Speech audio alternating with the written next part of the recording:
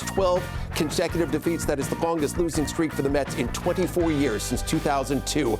And so that is where they are at this very moment. I think we've got to begin here with Devin Williams, because that's 3 consecutive rough outings. He came in, tie game in that 9th inning. What went wrong for him in that situation? You can't throw strikes. I mean, if you're a closer that comes in, you know that you're in a critical moment of the game, especially because of what's been going on lately, Gary, and the the 11 consecutive losses going into this, and the game seeming like it was in the Mets' hands, and then it was not then in the Mets' hands. And you see this bunt right here. This is a good play by Vientos, but not a play that you would normally make. And look, I think this play is an aggressive, good play for Vientos, but it's aggressive to the point that it makes you feel like they're trying to do anything they can to avoid this loss. And then Devin put himself in the situation to get the runners on base, couldn't throw strikes, walks in a run right here, and then it just seemed to be, for Devin,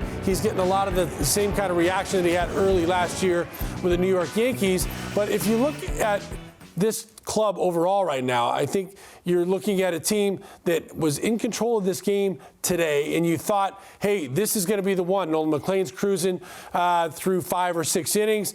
You saw Lindor come through with a home run, but the way it kind of got away from him at the end is a little bit of an indicative, representation of a bigger problem, or potentially a bigger problem. The offense, I feel like at some point is going to get going, Gare. But if you've got closer problems right now, and Devin Williams with 3 rough outings in a row, he seems like he's lost a little bit of his confidence because he couldn't find the strike zone. That creates another issue that Mendoza and this Mets team is going to have to compete with. He gave it up last time out in the 9th inning against the Cubs, and then he does again tonight in the 9th inning out at Citi Field. I do want to go back to the Vientos play where he tried to get that out down at third base. Was that just a good, listen, I don't want to say a good play, but an aggressive play for a team that is struggling to make something happen? Look, when we were watching it on the replay, I was saying that I thought it was a good aggressive play. What I mean by that is when your team is going not going the right direction, when you're having trouble winning, you're fighting every way you can. He's overly aggressive right here. If they were in the midst of a 10-5 winning streak, he takes this ball, turns around, gets the out at first base, and lets his closer go ahead and finish the work and figure that they have an opportunity to come back in the bottom of the inning.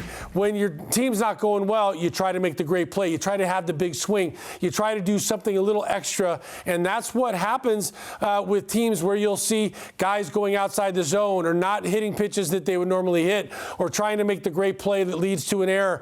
And so I don't mind that play by Vientos because I understand where he was coming from. I'm going to try to do whatever I can to get this out. It was a good bunt, fast runners. The reality is it's probably one you turn, put it in your mouth, and get the out at first base. All right, let's go back Devin Williams, because he faced 5 batters in that 9th inning. He did not retire any of them, and he walked 3 of the guys he faced in that inning. He ends up being the losing pitcher in the game. Are you seeing a lack of confidence, a lack of conviction? How would you describe? That's a good question. Maybe a little bit of both, because it wasn't that he was just missing. He was not close with the airbender, and he was up high and pulled the fastball a lot of times. Rhythm looked a little bit off. And when we saw him early in the year, when he was where we're like, wow, he's really got it. He's dynamic. He's feeling confident. He was attacking with the fastball. Sure. The fastball was the get me over, not get me over, get ahead pitch. And he could throw it. He was dotting it on both sides of the plate. He was using it elevated when he needed to. And then it makes the airbender a much different pitch. When you're not able to spot that fastball and you're worried about the velocity not being 97 anymore, it's 94, 95, you've got to be good with it. He's trying to be so fine with that he's not getting it into the strike zone. Now he's behind, and that makes that airbender a much different type of pitch, because either you throw it middle, and he gave up a grand slam on it in Los Angeles, right, on the middle airbender, so he thinks he's got to make it good, and then it's out of the zone, and guys are spitting on it, and they're in a very big hitter's advantage at that point. All right, so another wasted effort, another wasted solid effort from Nolan McLean as the Mets lose to the Twins tonight by a final of 5-3. And again, Devin Williams gave it up there in the ninth inning. He was the losing pitcher. Thoughts of the manager. We've said it 100 times. I'll say it 101. They cannot get Juan Soto back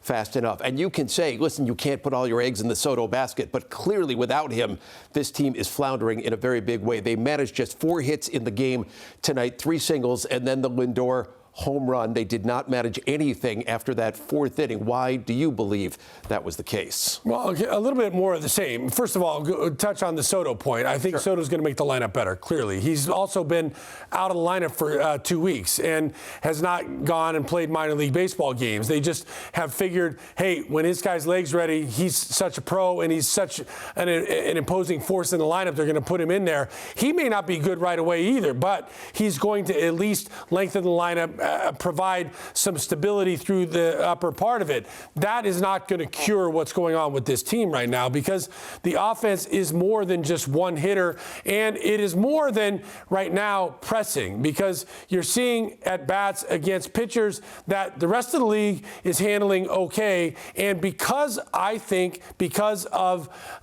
just sort of the building pressure of this kind of losing streak in New York early in the season, after rebuilding, with a lot of pieces being thrown together in the same blender and trying to get something out that's, palatable. Right now, this team is trying, it doesn't know it doesn't have its identity as an offense. And I see it more as an offense than I do as a pitching staff or even on the defensive side. It's more of the offense. You saw Lindor with a really good at bat, gets a fastball down the middle that he's able to hit for the 3-run homer. You think, okay, maybe that's going to spark some other thing. But they only had 4 hits on the night. They, we talked about attacking fastballs. They had more aggressive at-bats on fastballs. 3 out of the 4 hits today were on the fastball, but they weren't necessarily driven. They're having trouble getting the ball in the air.